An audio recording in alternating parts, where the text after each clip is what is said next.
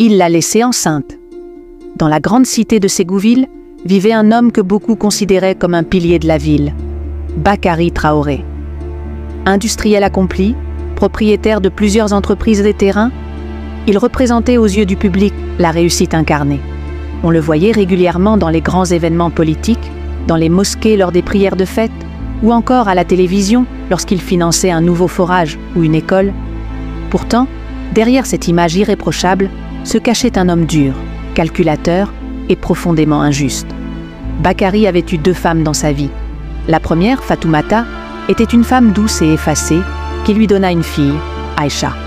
Mais à peine 2 ans après la naissance de leur enfant, Fatoumata mourut dans des circonstances floues. Un empoisonnement soupçonné, mais jamais élucidé. Certains murmuraient que la seconde épouse de Bakary, Kadidiatou, y était mêlée. Peu de temps après les funérailles, Bakary épousa Kadidiatou, qui lui donna une autre fille, Diaba. Dès lors, une ligne invisible mais impitoyable sépara les 2 sœurs.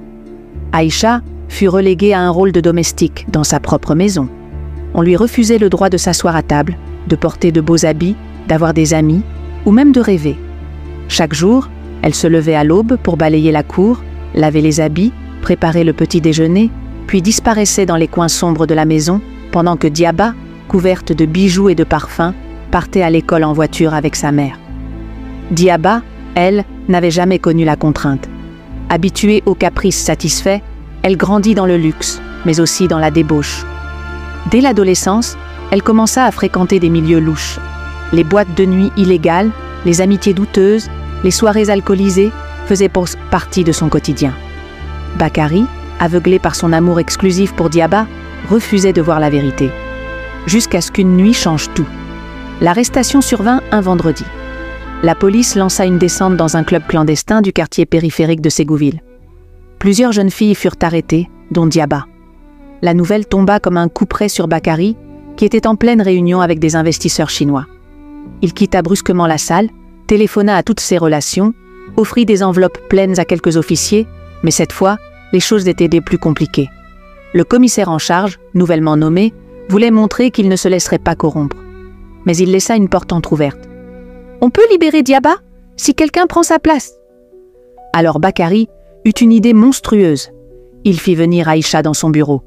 Il prit un ton calme, presque paternel, qu'il ne lui avait jamais adressé.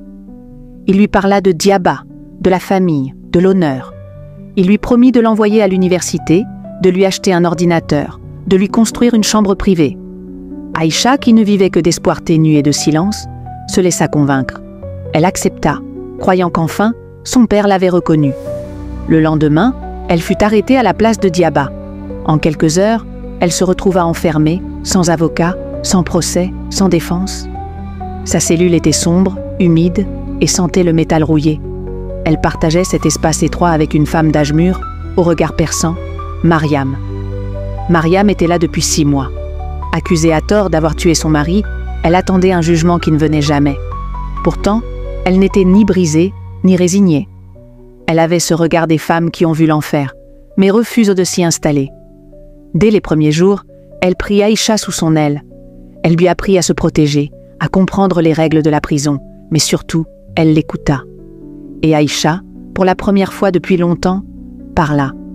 Elle raconta son enfance, sa mère absente, son père cruel, sa vie de servante dans la maison où elle était née. Un lien profond naquit entre les 2 femmes. Mariam se promit de l'aider à sortir, coûte que coûte. Mais pendant ce temps, à l'extérieur, Bakary s'embourbait dans des dettes. L'un de ses gros projets, un chantier de logements sociaux, avait été stoppé net. Il lui fallait de l'argent rapidement.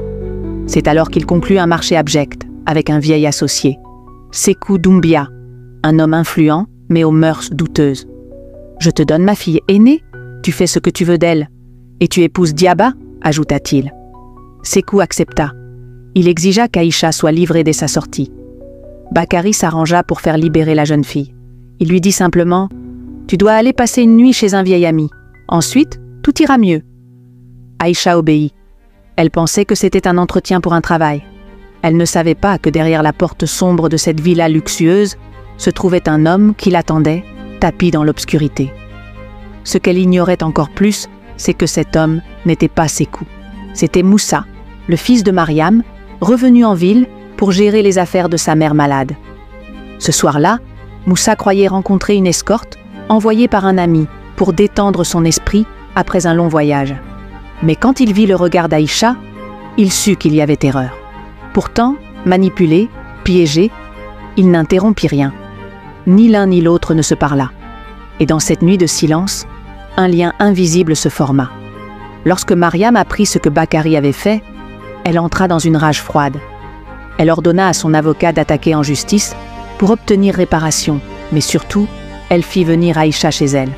Elle la soigna, la nourrit, l'entoura, et lorsqu'elle tomba gravement malade, elle prit une décision ultime. Moussa épouserait Aïcha. Moussa, bien que réticent, accepta pour apaiser les derniers jours de sa mère. Il épousa Aïcha lors d'une cérémonie sobre mais digne. Puis, quelques semaines plus tard, Mariam rendit l'âme paisiblement. Le couple essaya de s'apprivoiser. Mais Aïcha, blessée, silencieuse, n'osait pas parler de cette nuit étrange. Et Moussa, rongé par le doute, gardait ses distances. Quand Aïcha tomba enceinte, le choc fut brutal. Moussa, persuadé qu'elle l'avait trahi, la chassa de leur maison. Il ne voulait pas d'un enfant dont il ne connaissait pas l'origine. Rejetée, abandonnée, Aïcha erra. Elle trouva refuge dans un chantier abandonné. Là, seule, elle vivait de petits travaux, protégeant son ventre comme un trésor fragile. Le destin intervint encore une fois. Un jour, alors qu'il rendait visite à Bakari pour des papiers, Moussa surprit une conversation entre Diaba et son père. Il riait, évoquant la nuit où Aïcha avait été envoyée chez un certain Moussa.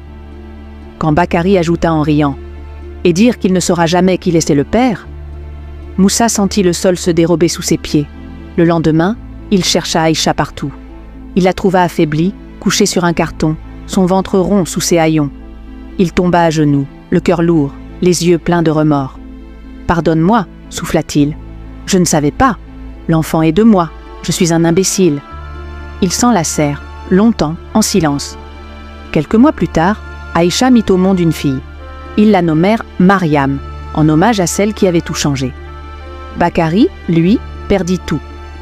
Délaissé par ses associés, abandonné par ses coups, trahi par ses amis politiques, il vit ses comptes gelés, ses entreprises s'écrouler.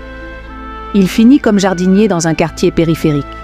Diaba, privée de tout, sombra dans les plaisirs faciles, perdue dans un monde qu'elle ne comprenait plus. Quant à Aïcha et Moussa, ils construisirent leur foyer, loin de Ségouville. Leur maison n'était pas grande, mais elle était pleine d'amour, de rire et d'histoires à transmettre. Morale de l'histoire: l'orgueil précède la chute, et le mal ne triomphe jamais éternellement. La bonté, la foi et la patience finissent toujours par triompher. La vérité, même enfouie, finit toujours par remonter à la surface. Une fille rejetée peut devenir la fierté d'une génération.